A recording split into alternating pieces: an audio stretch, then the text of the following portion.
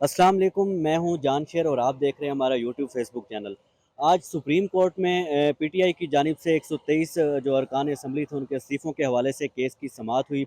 Chief justice ने इस case की समाअत की, जिसमें चीफ जस्टिस की जानिब से कहा गया, एक टाइम दे दिया गया है जो पीटीआई के वकील थे फैसल चौधरी को, कि आप दोबारा जो है वो जाकर अपनी पार्टी से मशवरा करें और दोबारा आएँ।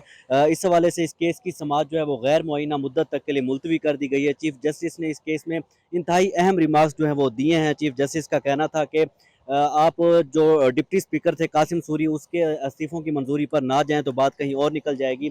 इसी हवाले से हम बात करेंगे। हमारे साथ एयर वाई के सीनियर रिपोर्टर शाह खालिद मौजूद हैं। इनसे बात करेंगे कि आज के केस के हवाले से क्या अहम रिमार्क्स जो हैं वो सामने आए हैं। सबसे पहले तो आपका शुक्रिया। और जो फ़ैसला इस्लामाबाद हाई कोर्ट ने दिया था, तकरीबन वही फ़ैसला, उसी फ़ैसले को सुप्रीम कोर्ट ने सराहा है कि इस्लामाबाद हाई कोर्ट ने सोच समझ कर जो फ़ैसला किया है वो फ़ैसला ठीक है। 123 अरकान पीटीआई के जो उनके बकौल वो इस्तीफ़े दे चुके हैं, और उस वक्त के जो डिप्टी स्पीकर थे कासिम सूरी, उन्होंने मंजूर कर लिए हैं, ये उनका कहना था। इस केस के लिए वो आए थे इस्लामाबाद हाई कोर्ट, और इस्लामाबाद हाई कोर्ट ने भी उस फैसले को, मतलब उनकी दरख्वास्त मुस्तरद कर दी, खारिज कर दी कि ये नहीं हो सकता, क्योंकि ऑलरेडी उनके जो अहकामात थे वो सुप्रीम कोर्ट ने पहले कलअदम करार दिए थे। तो उन्होंने जो इस्तीफे मंजूर किए थे उनके पास ये इख्तियार नहीं था।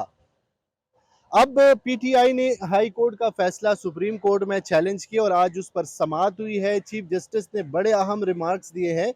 चीफ जस्टिस ने कहा कि मुल्क में सैलाब है, लोग सैलाब में डूबे हुए हैं, और 123 हलकों पे अगर दोबारा इंतखाबात होते हैं तो उस पर कितने पैसे आए, कितना खर्चा होगा। अब फिलहाल आप अपने पार्टी के पास जाएं, उनसे मशवरा करें, और उनको मजीद टाइम दिया है। जबकि जस्टिस आयशा ने भी रिमार्क्स दिए। उनका एक कहना था कि इस्तीफा देना ये हर फर्द का, हर रुकन का एक इनफरादी मसला है, एक पार्टी किस तरह इसमें आ सकती है।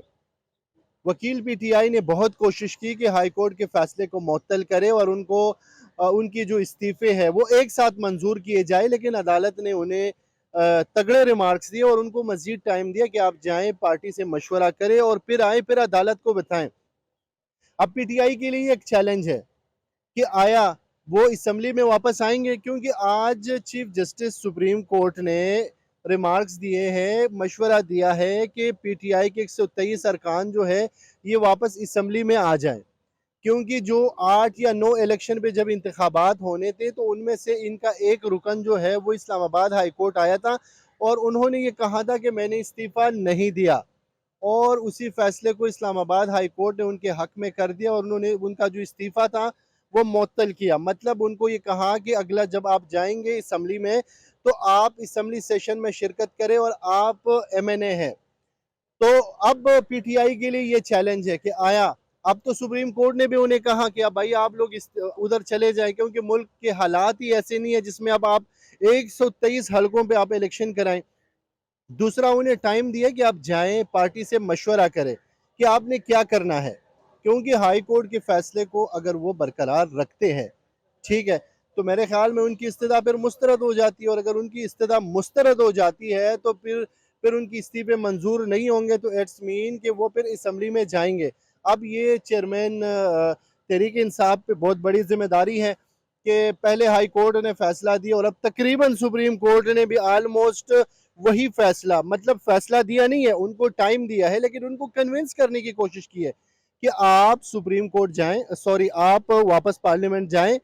लोगों ने, हल्के के लोगों ने आपको वोट दिया है, करोड़ों लोग हैं, क्योंकि 123 हल्के, इनमें लाखों नहीं करोड़ों लोग होंगे। करोड़ लोग 5 साल के लिए आप लोग मुंतखब हुए हैं, आपने अवाम की खिदमत करनी है।